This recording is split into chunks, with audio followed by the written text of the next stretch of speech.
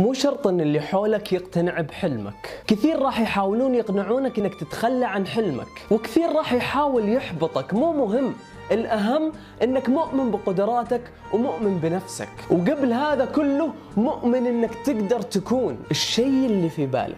بتواجه ناس كثير يقولوا لك أنت فاشل لأنهم فشلوا وما حاولوا، استسلموا وتنازلوا عن حلمهم. لا تكون مثل الناس، خليك أنت، خليك مختلف، لا تكون نسخة مثلك مثل أي واحد. عمر الفشل ما كان عيب، لأن الفشل بداية كل نجاح، بداية كل مجد، وتاريخ مرسخ يقتدوا فيه أجيال. خليك مؤمن بحلمك مهما كان لونه وشكله، خليك مكافح، حاول، استمر، لا توقف، لأن الاستمرارية ما راح تخليك توصل بنفسك لحلمك، لا بالعكس، راح تخلي الحلم يركض وراك ويتمنى يكون جزء منك.